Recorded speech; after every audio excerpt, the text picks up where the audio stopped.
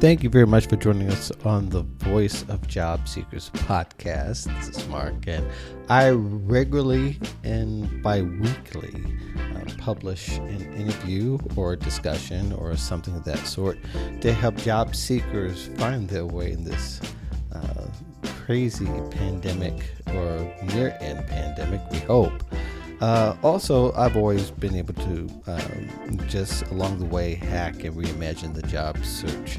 Thank you so much for joining me. If this is your first time, hello, subscribe please, and leave a review on iTunes or your favorite podcatcher. If you have been joining me throughout the season from September to May, welcome back. We are enjoying this part of the journey where the end of the season has come. We are finishing up our 8th season, I think, and next September will be our 9th season, if that makes sense. Hopefully it does. Thank you so much for also being involved and engaged. Those who are engaged on LinkedIn. I know some people don't bother going on social networks at all, but they listen to podcasts, and a lot of you do that. Thank you so much for listening. And by now, or I hope at least at this recording or a few days after, you've gotten your newsletter and you see what's going on. We got one more episode coming May 18th, and the last episode will be like a montage of all the podcasts I've been on. I've gotten permission, and therefore there'll be about 4 or 5 interviews you'll get a mix of, and not the whole thing. I'll try to keep it to an hour or less. But that will be the last episode, and I'll be back on September 12th of next year, or within those couple of days. So you can expect it that week of September 12th that I'll be back with you publishing more. But that doesn't mean the work has stopped. You know, my LinkedIn Lives on Wednesday, it's Job Seeker Nation with Jack Kelly and myself co-hosting, and we're certainly trying to help all job seekers and every job seeker who needs help to reach out and to be able to get that content for free.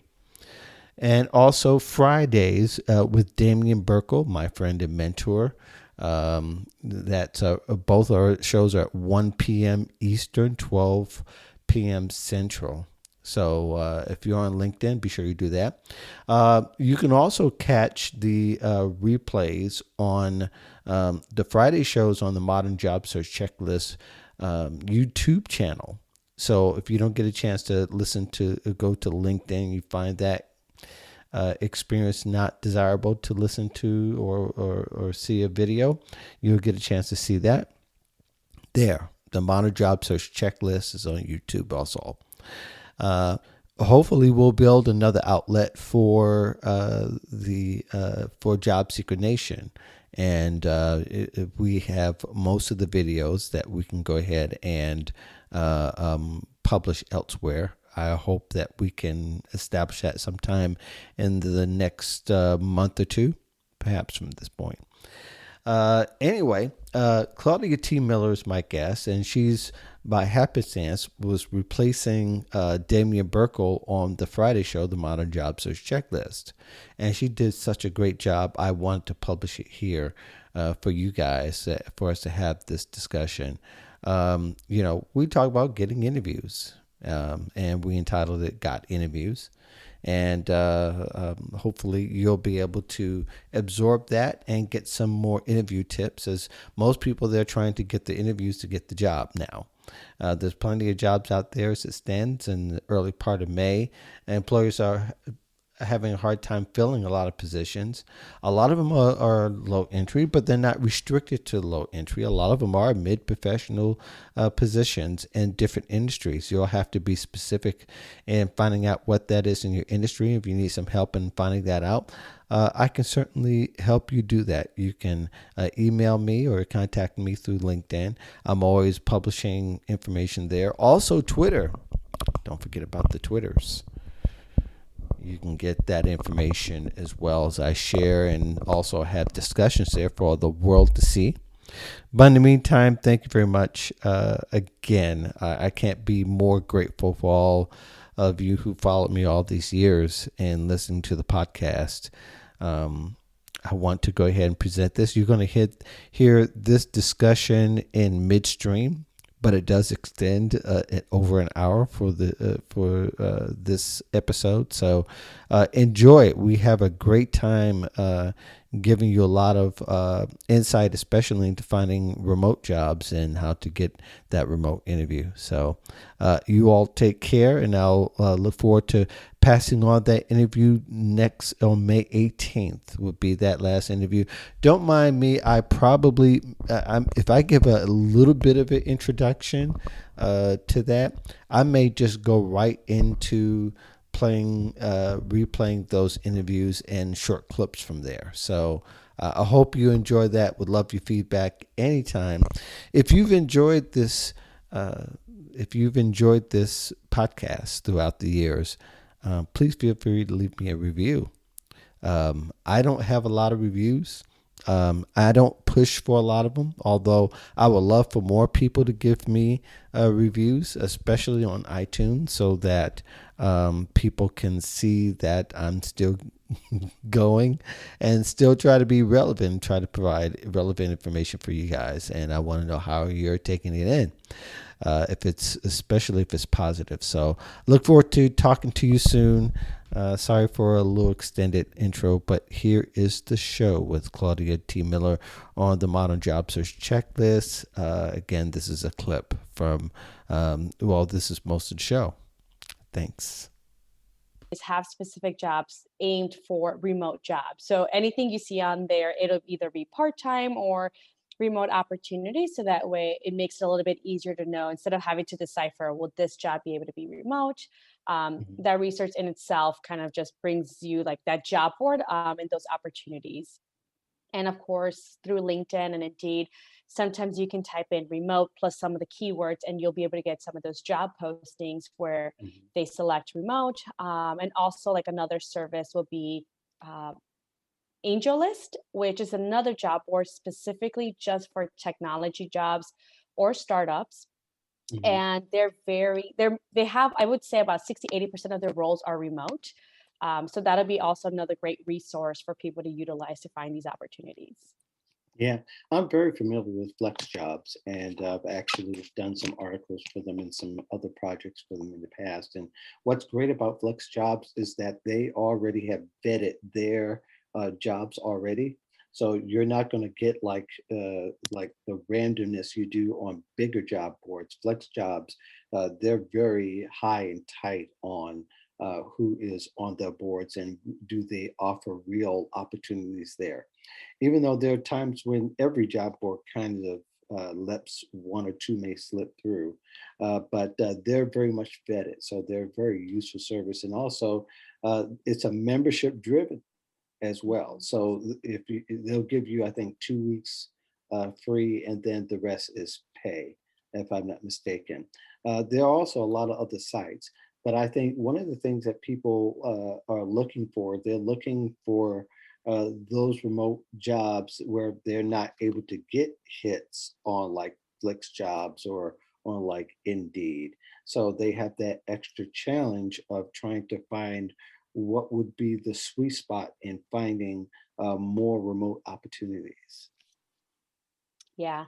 And I think I was reading an article where they just came out the stats starting from March of last year up until today, where Mhm. now a lot of job seekers, around 78% of them, are looking for more of a hybrid role or just fully remote. Just because we've been working in this environment now close to a year, and previously some companies were a little bit hesitant, and now they've kind of been in the situation where they had to have their employees, a lot of them, be remote, and they've had to invest and have the right setup in order to do so. So I think that that can also be talked and have a discussion with that employer during the process or writing that job offer, letting them know that you're interested in remote work and that Mhm. you've been doing so.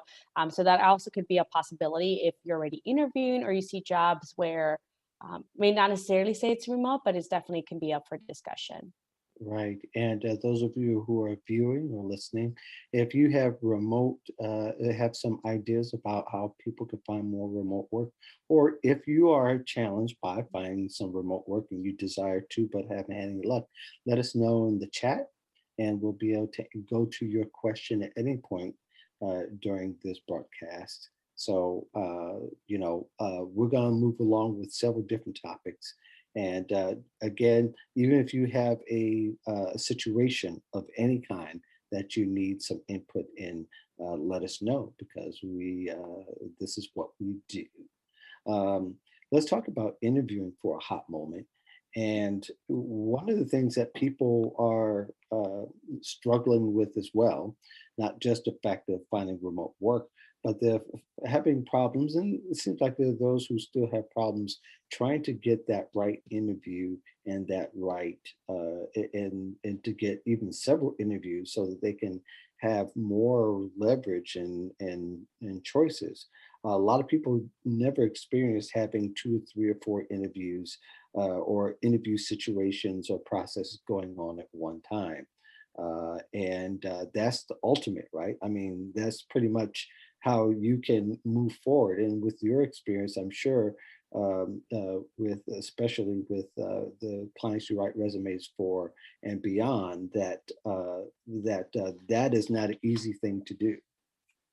Yeah, especially with the timing. Well, one of the things that I would recommend, of course, is when you're applying to jobs, always making it personalized. So not only have your resume, but also, if possible, try to get someone within a company to refer you.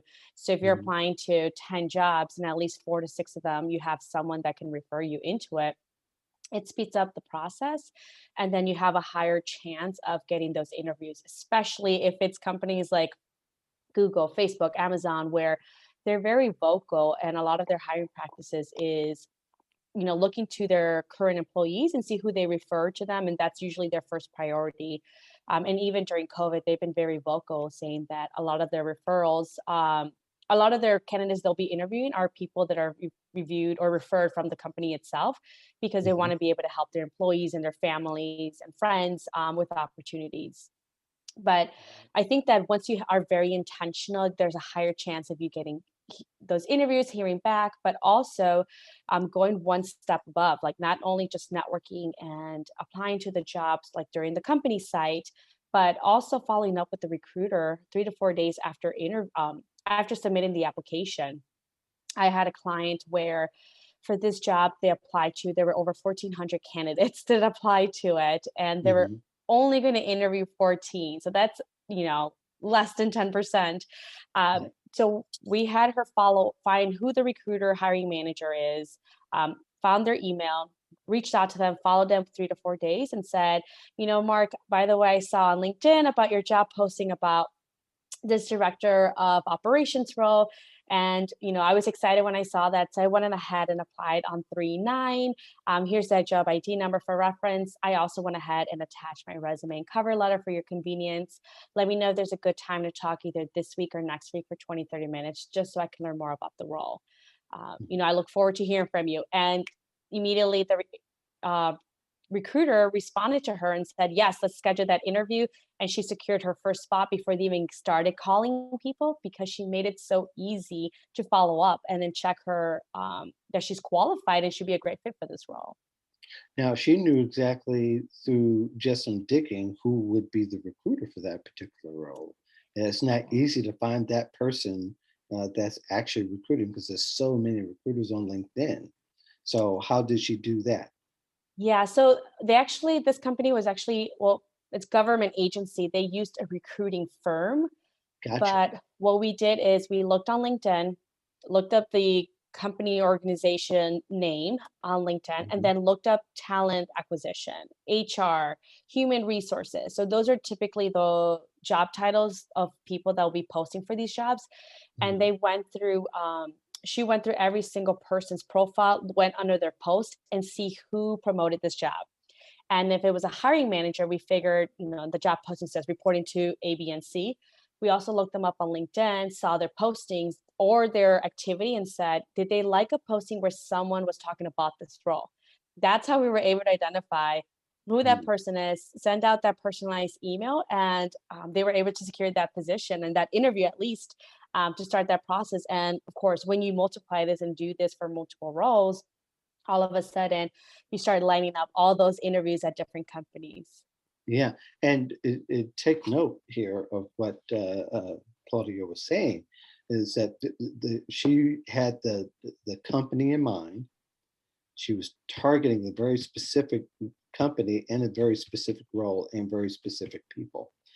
Most people don't get that specific. So of course, when the recruiter heard from her, particularly, that recruiter probably was impressed that that person was found, and that they were the person that was actually hired for that role. So you actually save the recruiter a ton of time and a ton of other effort having to follow up with other folks, that they were able to present a candidate almost immediately from the time the contact to the time that they were going to go forward.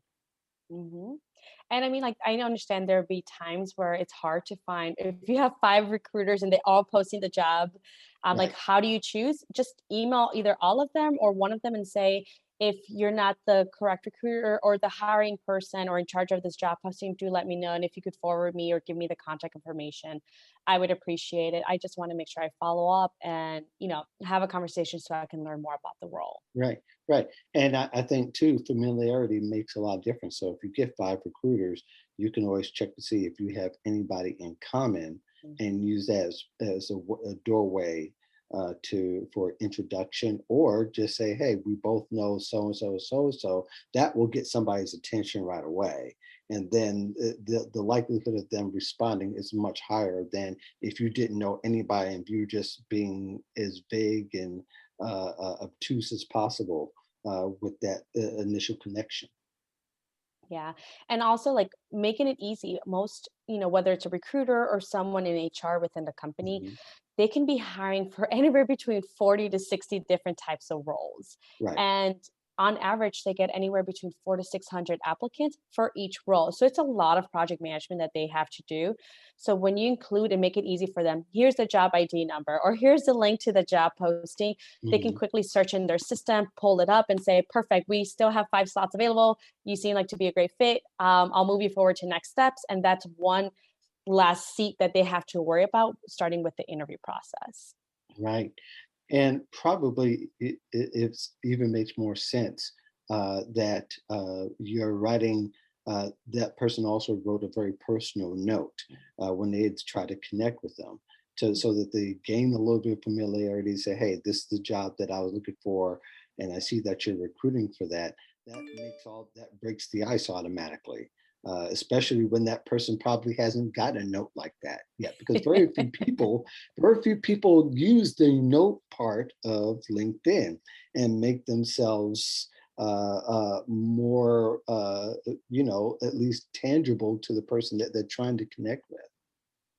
Yeah, and I mean, what I've seen too is not all the time, but a lot of the HR person that's in charge of it or that recruiter, they're posting on LinkedIn, "Hey, I'm looking for someone for this role. If you Mhm. or anyone in your network fits these descriptions or they're interested in a role, please feel free to message me or, like this comment and reach out to me." So all of a sudden it becomes, "Hey, by the way, I saw your posting that you're hiring for this role. I was excited. I would love to, get to know more information." So it's not like you're coming in and saying like, give me the interview, but you show them that you've been following the company. Clearly you've been following them because you knew that they requested for people to contact them. So it makes it an easier transition as opposed to, kind of like squeezing your way in. So LinkedIn, like I said, is, full of resources and that way makes it easier. You could even respond to that, their post on LinkedIn saying, I'm about to send over an email. I look forward to talking more about this position. Right, right. And I think too, another big part of this is following up. Just because you don't get a response the first time doesn't mean that you won't get a response maybe after a second or third time, along with a little patience. I mean, we're not suggesting that they inundate this person with several emails in one day, but at least give some space and some time, you could possibly get a response because, like you said, they have their attention is not tunnel vision. They have a number of roles they're trying to fill. So with a number of different situations. Hmm. That's correct. Yeah. So, uh, so about the strategy, and I think if you're doing that, it's very possible you can have simultaneous uh, um, um, hiring process or interviewing process uh, uh, simultaneously because you're doing that with every company. And I think one thing that people fight tooth and nail is the idea that they're going to um, that they're used to mass spraying and praying uh the resume, right? They think it's a numbers game. Now that is so 1999. I mean, you were probably really young when you were 1999.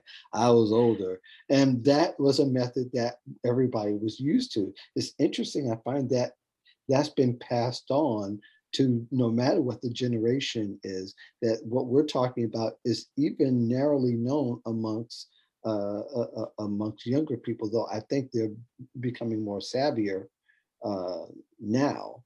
But I just find it really interesting that a lot of people still want to use an easier way out. So what Yeah, is I mean, I've had clients that by the time they get to me, they'll say, I've been job searching for a year. I've applied Mhm. to over 300 jobs and I've maybe gotten one or two interviews." Right. And if you find yourself in this situation, and even if it may not be 300, but even 30, really look into your resume. On average, with my clients, for every 10 jobs they apply, they get anywhere between 2 to 3 interviews. And this is during Mhm. COVID. Previously, they were getting more interviews, but if you're not getting those results, definitely consider updating or reviewing your resume, or just working with a professional resume writer to help you with that process. Because Mhm. at this point, it clearly the data says 300 jobs, only 2 to 3 interviews, if that. Then we know the problem is the resume. Yeah, yeah, it's not even 1%. Um, Hi, Debria. How are you? Debria is joining us today. She says that she actually has an interview today. Yay! Oh, So congrats. I hope that anything that that we talk about today, I hope you do some of take heed of some of the strategies that Claudia has laid out. For me, I think as well, Debria, is that after you interview today, be sure you send a thank you note after the interview. Isn't that right, Claudia? Yeah, preferably within the hour, because Mhm. you never know. You might be the last candidate, and they might be meeting afterwards to decide who's going to move to the next step. So you never want to, they always say hope is not a strategy. I hope I'm not the last person, or I hope they get to listen to Right. it. So try to send it as soon as possible. And of course, making it sound personalized. And again, reiterate why you're the perfect fit for this role, Yes. so that way they can see it. And by the time they go back to their desk, or at this point now, they're going to be on their desk 20, 30 minutes later, their email comes up and says, "Thank you." Like, "Oh, that was so nice." Jabria responded. She already sent a thank you email. She's so on top of it. And then, the Mhm. meeting might be today later at 2 p.m. So now I can say, well, Jabria, out of all the candidates, I really enjoyed her conversation. Not only that, she's the one that followed up. Have all the other candidates followed up with the rest of the team? And, they're going to start having those discussions. And it does make a difference. Right. And believe it or not, the entry to this, after all this information has been out here for a number of years now, that only 20% of candidates actually send a thank you note or any kind of follow up. Now, these days, I don't know if you didn't say or didn't expect to say whether it's going to be a virtual interview or not, but I think there's a difference between when you do it virtually and when you do it in person. I think either way within the hours is very important because after you get through, you can go down to the McDonald's or Starbucks or whatever, have that card in your hand, and you're writing it to each person that you've interviewed with if you've gone in physically, Debria. She says it's a phone interview, so therefore Okay. the email is a very logical place to go with it. Be sure that you email each person individually if you're interviewing with several people instead of a mass and just a general thank you. You want to be specific, tell what you like, and then, again, re-emphasize how you would add value. Any more thoughts on that, Claudia, for Debria? Yeah, I was actually going to say, since it's your first phone interview, and of course, you'll be getting towards the other steps of the interview process. One question I always have all my clients ask is, just say something along the lines of like, Mark, based on everything we discussed today, my background in operations and marketing, as well as customer Mhm. service, along with my degree in marketing, I'm really interested in this marketing manager role. Based on everything we discussed today, do I have your support in moving forward to next steps? Mm. And then just stay Very good. quiet. Because if Yeah. they say, you know what, Jabria, I think you're great, but we're looking for someone that has client facing experience. Yeah. Then you can say, oh, I'm glad that you mentioned that. I do actually have clients facing experience, when I worked on this project, A, B, and C. Or you can say something like, um, I may not have client facing experience, but I have been able to present to my executive suite or to leadership with presentations. And towards the end of it, I've always received their support. So I'm confident in my ability to work with clients well. And not only that, I do have 15 plus 20 years of experience where I used to work at a call center. So, you're always that frontline person and you want to make Mhm. sure that you're on top of it. And, I've been able to do that successfully. So Yeah. whatever they throw at you, you can still kind of build that business case for yourself and why you're the great candidate for the role. Yeah, Debria always joins us, so I think she's got this and she's going to do it well. Keep us posted, Debria, Yeah. on how things are going with you going forward. Let us know if you got the next interview, and even if you have to DM me, hit me up. And please let me go. So um, another part of the puzzle, I think, for a lot of folks in the interviewing process these days is being able to navigate some of the there's some challenges that have come up. For instance, their first interview for a lot of people, and this has gone on for a long time, where they don't really talk to a person the first time. But a new wrinkle in this lately is that they're not told how that first interview is going to go. Some people say your first interview, then they get an email and say, oh, you go through these process, so your first interview is a video interview, as opposed to having a person, or yet not even knowing how that interview is going to transpire. There are many companies that are really good, but there's some that throw people for a loop. And you got to be prepared for both, don't you? Yeah. Especially with, like we mentioned, they're managing so many positions out there.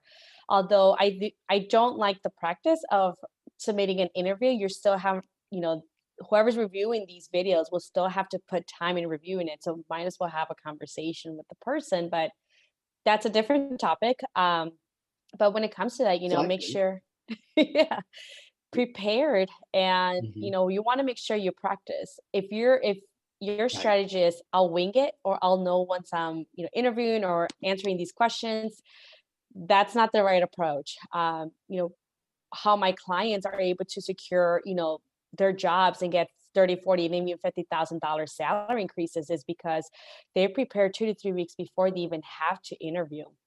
So they already know what to say, how to say it, what's going to make them stand out from the competition. So if you're looking to prepare, if you're already job searching and don't have any interviews lined up, start practicing preparing right now, because when you do and that time comes, you want to make sure you're prepared. And it's hard to compete with someone that's been working or practicing their interviewing skills for 2 to 3 weeks when you only have about 2 to 3 days to practice. So put time in your favor, practice a lot.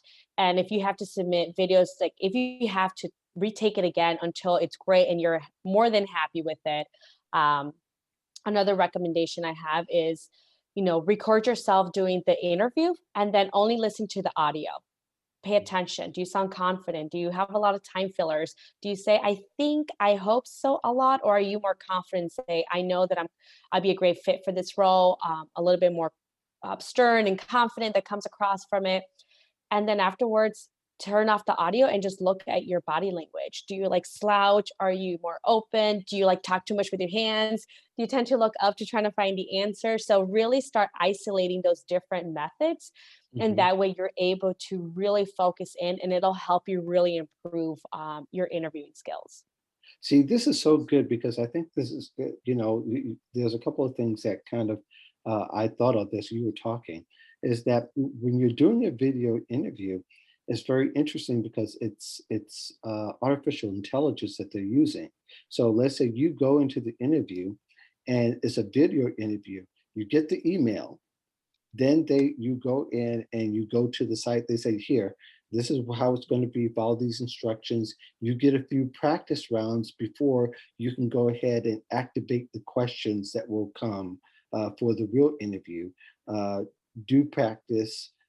I always recommend practice, even if you don't think you should practice. I don't know who this is, but I think you should always practice and also take advantage of that particular tool. But having said that, you know, the the video interview is not a foolproof perfect monster, because a lot of people, because of the way that it can appear on an interview, it can appear that you're not yourself.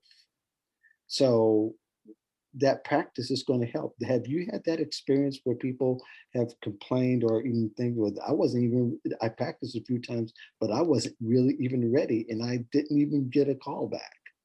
Yeah, so I mean, there's different software programs out there. Yeah. One thing I have heard a lot from hiring managers and even HR people and recruiters is, this person didn't sound enthusiastic, they didn't sound passionate, they sounded very monotone, and that's why I've made the recommendations on isolating just the audio and your video because Mhm. you may think that you're very excited, but when it comes through video or the phone, you sound very monotone, and therefore people just stop paying attention. Just like a lot of us did when we were in class, and our professor or teacher started all of a sudden their monotone voice, and we just checked out. So you don't want I people doing that during your interview. So sometimes you will have to be a little bit more exaggerated, whether it's in your voice, your tonality, your body language, even like how you position the screen, your backlighting, your environment. There's a lot of things that go into this. So you want to make sure you amp it up because after, let's just say they're interviewing 10 to 15 videos and they're each 5-10 minutes, eventually everyone starts sounding the same or they sound monotone. So you want to make sure that you're still able to stand out, and that your Mhm. personality comes across.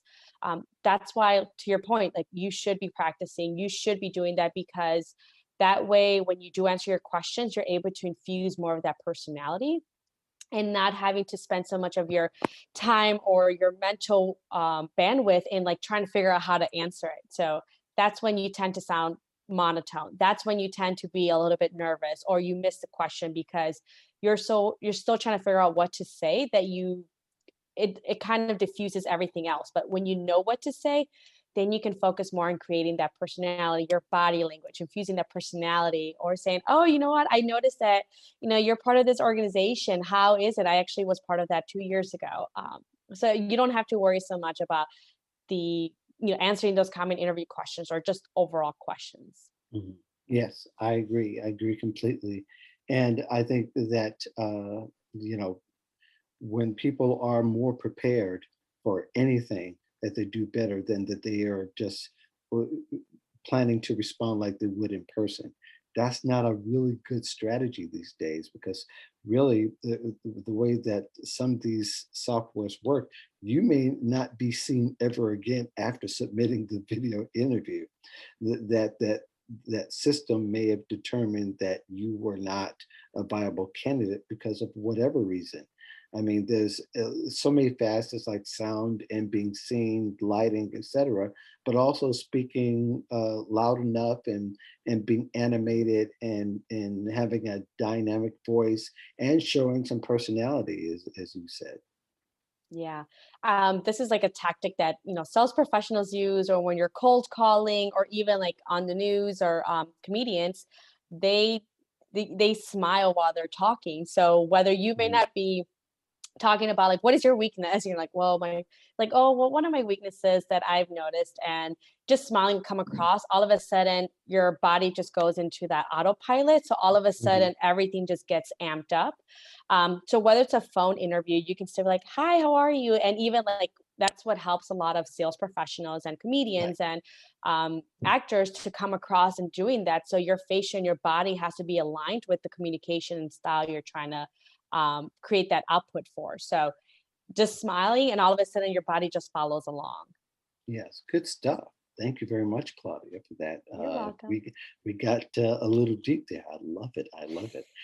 Let's move on to the next topic. Let's talk about mobile use in the job search. And one of the things these days is, and I'll give an example of knowing someone who actually, right after they were no longer with the company they were with, they went ahead and got on an app called Wanalo. Wanalo is an app that's mostly temporary. And they were able to do the whole process from the app. They were able to upload their resume, do the application on their mobile phone. So it is very interesting now that people are, and they've been doing it for a while. Wanalo's been around, I think, since 2017, 2018, something like that. But they're one of many apps now where, and Indeed and all those have the same, but Wanlo's is kind of they're not as a crowded sourced app as some of the, or big as some of the other ones. But having said that, now you got to have the mobile skills. And that, in fact, your mobile phone is your office, so to speak, these days.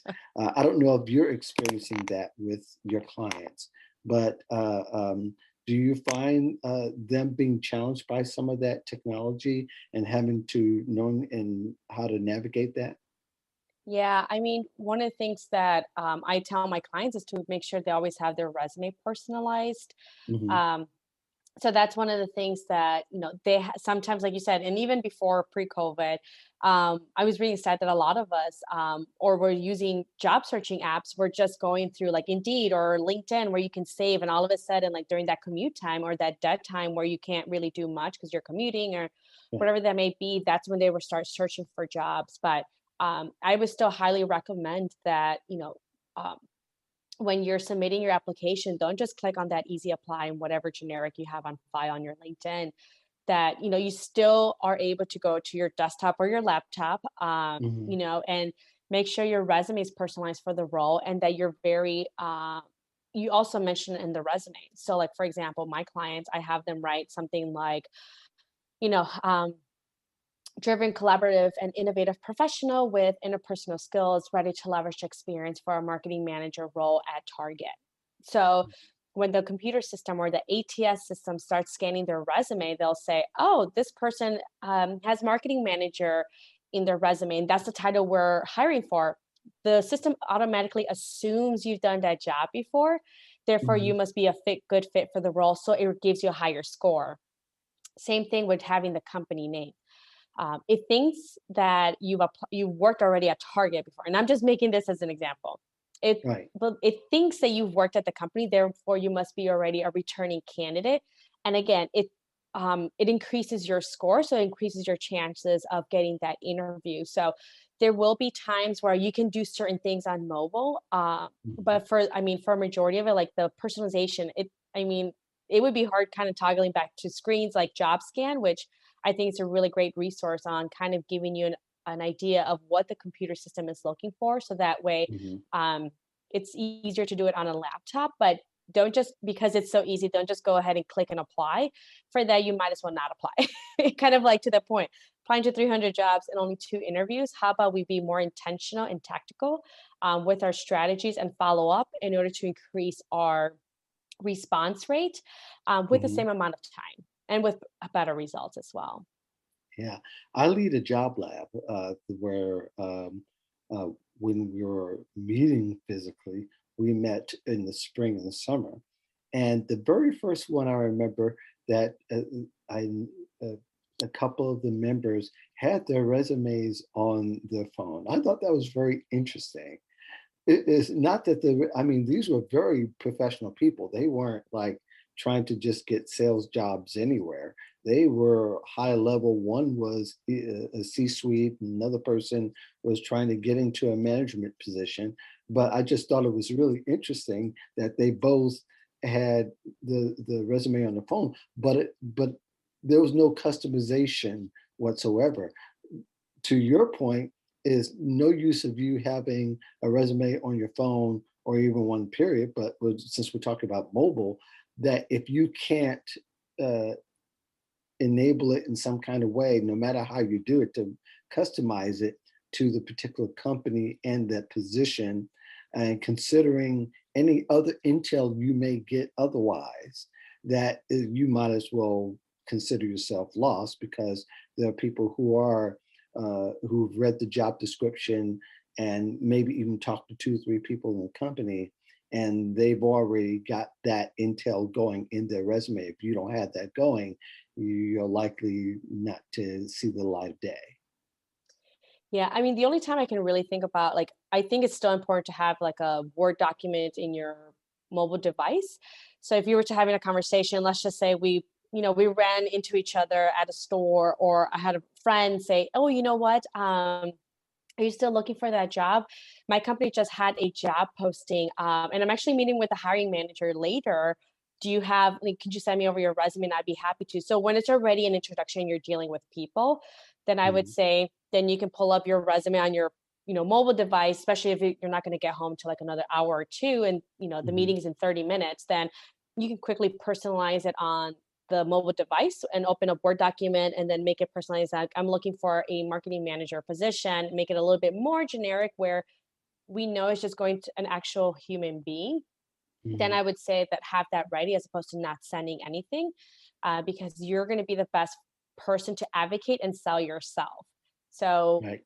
you want to make sure you have that on hand. But again, those are rare circumstances. And of course, every time you have to work with a computer system, especially and apply to job boards, then definitely spend that extra additional time and use tools like JobScan to really help you create a high performing resume. Right. And also, consider that they actually Microsoft Office on iPhone is free. I don't know. I think it's also free on Android phones as well. But Yeah, and Google Docs as well. or Google Docs, Yeah. that actually conforms to a Word document, as well. There are a couple other ones that are kind of rogue out there, but those are the ones that are very familiar and that could work in your favor. And make sure too that it's also formatted in a way that is for mobile and that it can be seen when it goes to a live person's desk, which you'll probably be working from, that it will also format that way. So those are things to kind of watch out for. But I think the whole idea of, it's still in many ways the first one to the carrot gets to eat. So the timing, and the reason why mobile is important is that you are on your way home, and you can stop off for 5 minutes and do things from your phone, or not use any of the office resources, and keeping your job search on a stealth in a stealth way, so that that you won't be found out that you're looking for another job. Yeah. But I think that the other thing I like about the whole learning mobile, uh, I know a lot of my colleagues who are older kind of poo-poo it, in the sense that said my clients really don't need to know that. So you'd be surprised on what kind of resources that are available on your mobile phone. Mhm. Um, I had a I had a situation with my wife, and this is com- sort of unrelated, but it kind of relates to it. Is that the company, she just recently retired, so she's working with this company, and they asked for a certain in a business environment, and doing business with this company. Um, they asked for things to be faxed, and it's like, Mm. oh gosh, who asks Who asks What for company is this that? for? You don't want to go down that road. I guess though to say that you still also have to be flexible, and there are apps that are still kind of old school, like the iPhone still has that Fax app available. Uh, so what I do is I have it available on my iPhone, so I just go ahead and fax it through my phone. But I think job seekers also kind of have to be agile and be and kind of be aware of how the company will ask for things and don't miss the clues where they may say, well, I may need a fax, I may need to be sent this. They're vague about how they want it sent, but if they don't have a scanning system, then you can't scan it to them. So I mean, your thoughts on that at all? Um, I mean, the only thing I can think of too is when like job applications, some of them will say, submit in PDF or submit in PDF Hmm. and Word. I always say like follow those guidelines because that's very important. That's probably related to their ATS or applicant tracking system, Right. which is that system algorithm where if it says PDF, it's probably because it can't read the word of it. Hmm. If it's in Word document, if it doesn't say anything, always submit it in Word document because most ATS systems and even like the older versions of it can read Word. Now, companies like Google, I believe they've created just their own ATS system so that way Hmm. it can only read PDF. So those are the things you want to keep in mind, kind of to your point, like how they're asking for the information to be sent, whether it's fact, they might be, part of their process, or if it's only in Word document that you can send it, or only in PDF. Really do pay attention to that because it can determine whether you get the interview or not.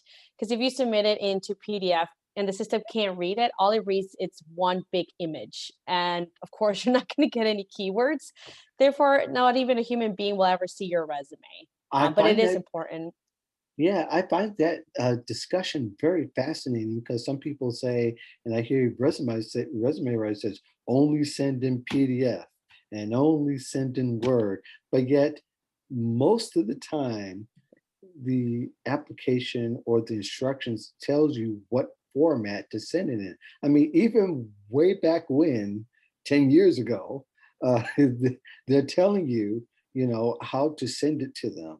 But yet people still have the argument that, that only do it this way and only do it that way. I mean, that kind of tells stories that I really wouldn't want to go there.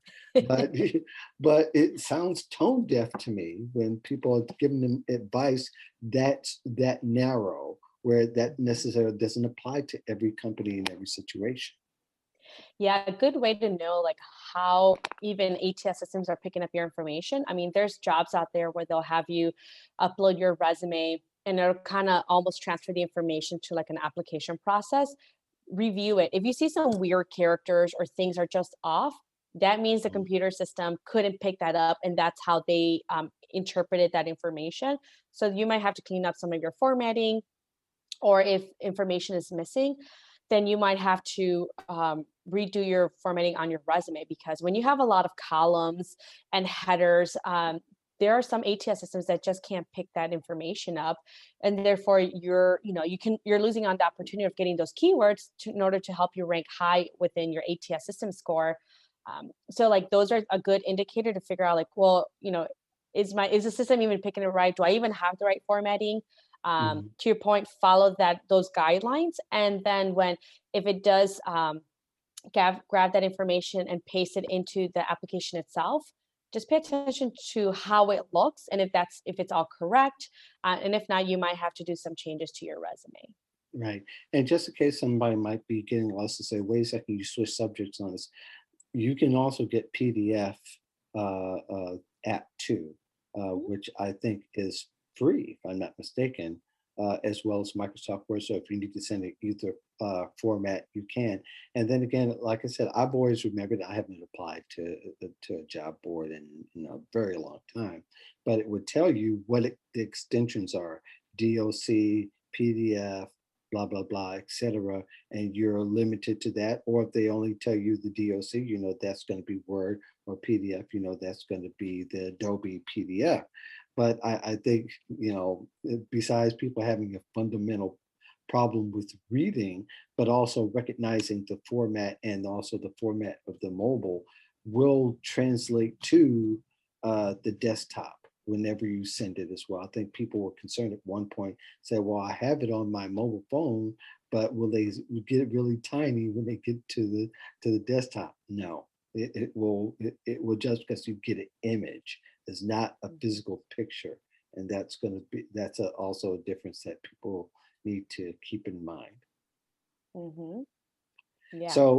So let's move on to the last topic that will slide in here. There was a discussion on Twitter yesterday that I was involved with a number of other career professionals. We were talking about the visual resume, or a visual resume. I have several different thoughts on it, but visual resume, as far as making the resume more aesthetically available, like having your picture on it. Your thoughts about it? Yeah. So I personally don't like including pictures within resume because it can lead to Mhm, bias, and mhm, depending on who the person is. But also when the ATS system is scanning your resume, it picks up the picture, it picks it up as a weird symbol. So all of a sudden it doesn't know how to interpret it. That's why I was saying it's very important, um, mhm, how you have your resume. And I've seen a lot of now resumes, like they have like different columns, and here's a graph of like my computer literacy. It'll be like 4 out of 5 stars, and like communication 5 out of 5 stars, and it looks really nice. And I know the creatives probably have the most hard time with this. It's like, I'm a mhm, graphic designer, I'm creative, and I don't want to have a generic type of resume. But you always have to remember that a resume is meant for three different people. So one is that and people, I mean like three different types of systems. So mhm, one is that computer system. The resume needs to speak to that language. The second is to someone in HR role, or perhaps a recruiter, where they're not the subject matter expert. So you have to be able to explain what you do and why you're qualified, even if that person doesn't have a good understanding of the type of role or industry they may be hiring for. And the third mhm, is speaking to that hiring manager who will be, or who is, a subject matter expert. So it's important being able to speak to all three of those. And also, like, when people are reviewing your resume, on average they spend 6 to 8 seconds. And we've heard, kind of like to reiterate that point of, they're hiring for 40, 60 roles. On average they get 4 to 600 candidates, and that's excluding like big companies like Google, Netflix, and Hulu. On average they get 1,800 applicants per position, and they usually just only have their job posting out for like a week, if that. So it just attracts a lot of competition and a lot of candidates, of course. mhm, But you want to be intentional. And I always tell my clients, when I write resumes, it's very intentional. It's the summary alone should be strong enough to get you the interview if they don't read anything else. They're only right. spending 6 to 8 seconds. Do you Mhm, want, so the clock starts ticking as soon as they get your resume, the clock starts ticking. Do you want it be spent around like flipping through like pages because you have submitted a 3-page resume? Do you want that time being spent of like them figuring out where everything's located, or do you want them to spend time on the value and content of why you're the perfect fit for this candidate? So it's always thinking about, as a human being, like if you got your resume, how would you guide through it? And if you really want to showcase that creative side, especially if you're like a graphic designer, maybe marketing, or you're very visual, include a link to your portfolio. They always say, like, do you want to upload additional documents? You can include a PowerPoint or some additional portfolio images that you can show and share mhm. with that person, but the resume is not the place for that. Yeah, that everything you said it makes sense to me. I kind of see things a little bit differently, and this is not to counter anything that No, you it is, said, of course. but these days, I think um, a more aesthetically pleasing resume. Um, I mean, from what I understand, and you can correct me if I'm wrong, but the ATS is more tolerant now than it was 5 years ago of different images and graphics on a resume. So somebody putting like bar graphs or things like that, making it more aesthetically attractive, that the ATS is more tolerant of those kinds of things. And granted, we may be talking about several different types of ATS and that there are differences between it all. I think a lot of it comes in the technology of them being able to parse the right information from the resumes and to categorize it, like what your name is, your experience, et cetera, et cetera.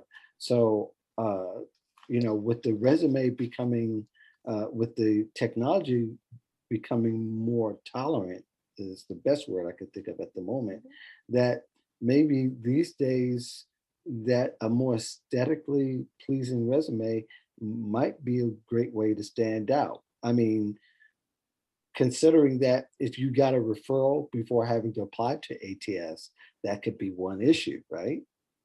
hmm I mean, like, there are, like I said, I worked with clients that have created beautiful like resumes, but the information wasn't there. I always say you can always create two versions. One, have it be very generic because even if, like, one thing I would say is you never know what ATS system they're using. It's not like it's visible to that person or to say, hey, we have this version where it can pick up PDF or images. You never want to know that. I would say like that's not the time to risk it, but you can Mhm. show like that creativity side, the design side through your portfolio or other formats. But also like even if it's a kind of like you said, like sometimes there might be graphs where it says like communication, client facing, and kind of like has like a tally of it. And Right, I've seen some people create columns and even what's it called? Kind of like a box where it's housed right. in. Mhm. ATS systems don't always also pick that up. So now they're not picking up that you do have communication skills or that you do have client facing skills. So it's kind of like to that point. And I think that, kind of like, like it depends also what company you're applying for. So we know Google like has their own ATS system. They're Right. advanced. They'll be able to pick up that information. But if it's Mhm. a smaller company, it might be best to just still email them or kind of have that connection. But there's always that risk, and I think we're kind of like I feel like it's a half and half. Some are very advanced. Some are still like using the archaic version of it. So I think that we may have a few more years, so that way Well, all of probably, them yeah. can And pick it that's a up. good point. That's a good point and very valid. I think a very small percentage of people are actually trying to make their resume much more pleasing. But being that there's some growth in technology and no telling where it's going to be in the next 2 or 3 years, we kind of live in this world where pictures and videos are normal. That's Mhm. normalized, as opposed to 10 years ago. uh, you know don't do because there's bias.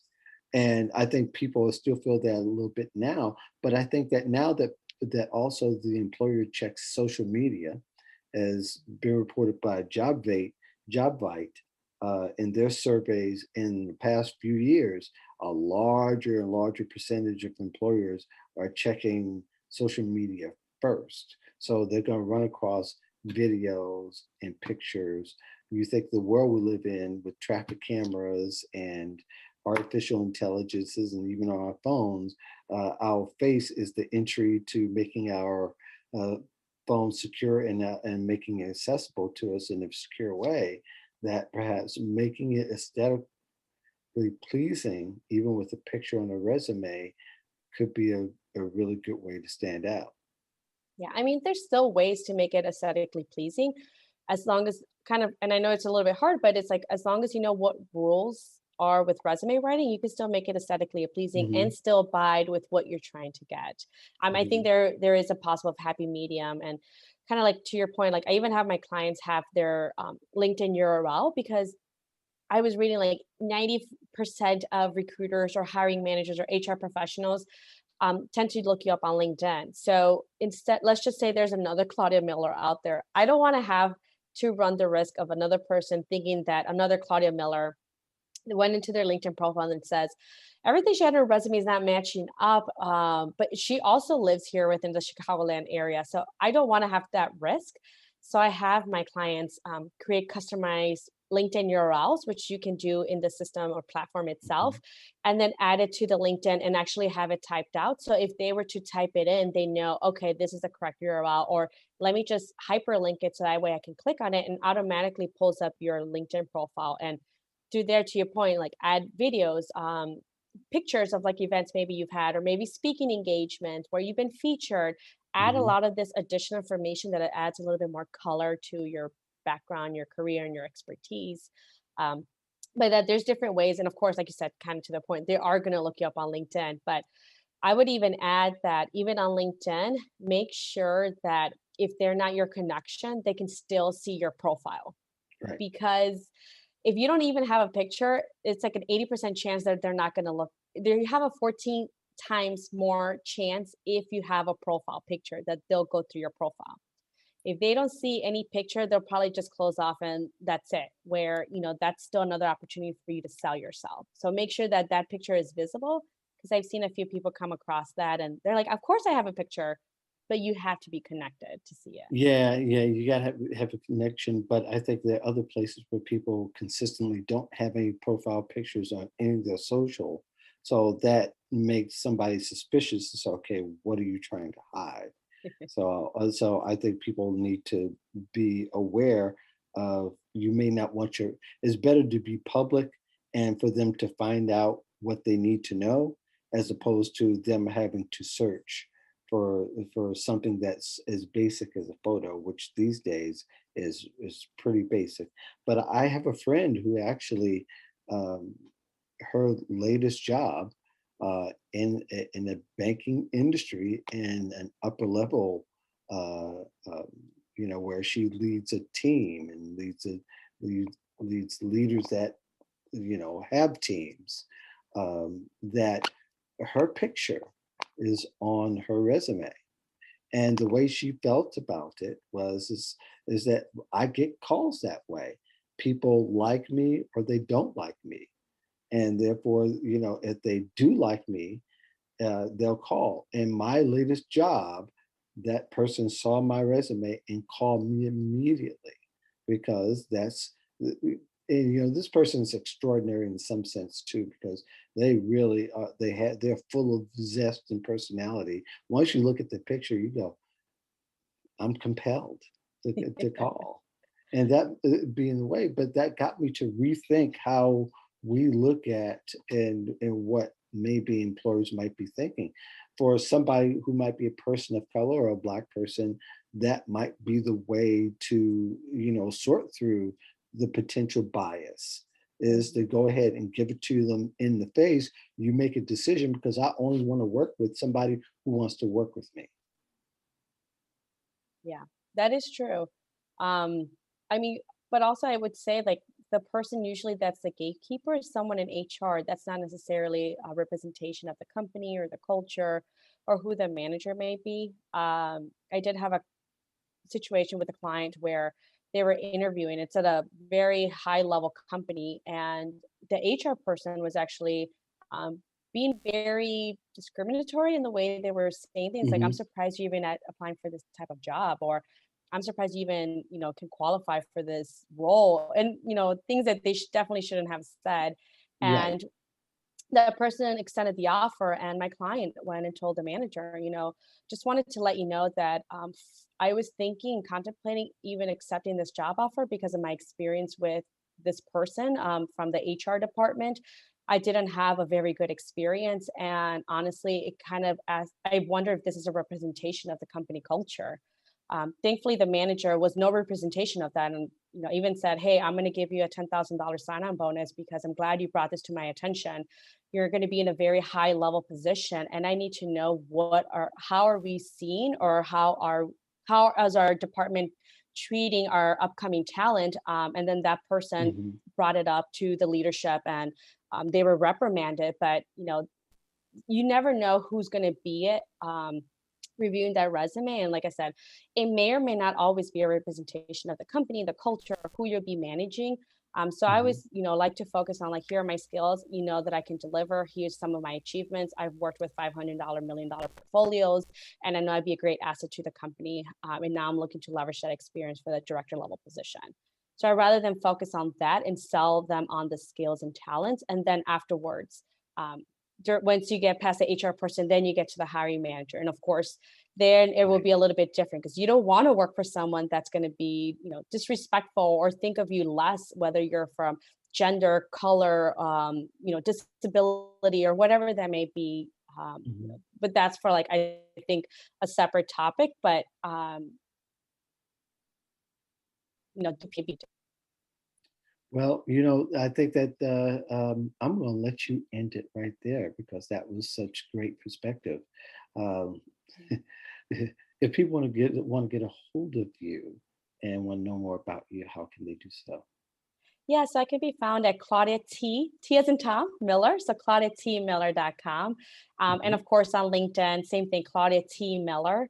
I share a lot of, job searching tips on like interviewing, resume writing, and just how to navigate job searching right now, especially when it's so competitive and it's so saturated. So how can you stand out from the noise, and beat out the competition? So Claudia T. Yep. Miller. Yep. And also, you want to get a hold of her on a podcast as well. Again, her podcast name is Romance to the Exclusive Suite with Claudia Miller. I want to thank you, Claudia, for joining me at the last minute. Uh, Well, thanks for having me. yeah, sure. And, I really appreciate it because not too many people can do this kind of thing. And you passed the test of Thank you. taking on, because most people they want the format, they want the exact questions so they'll know how to answer. We had no preparation other than, hey, want to join me? I need somebody now. And you said, I'm game. So, all right, here we go. And that was the extent of it. So I hang around a lot of cool people. So I really appreciate it. Thank you very much, Claudia, for joining me. Thank you for the rest of you for joining the Modern Job Search Checklists. We're here every Friday, 1 p.m. Eastern, 12 Central. Be sure to hit me up on my profile if you continue to have questions. You can also follow Claudia and also follow Damien. In fact, let Damien know that you're thinking of him as he's going through this time, which everything's going to be fine, but just a little, life challenges that they come and they go. In the meantime, thank you very much. You all have a great day. Thank you, Claudia. Thanks for having me, Mark. Okay, we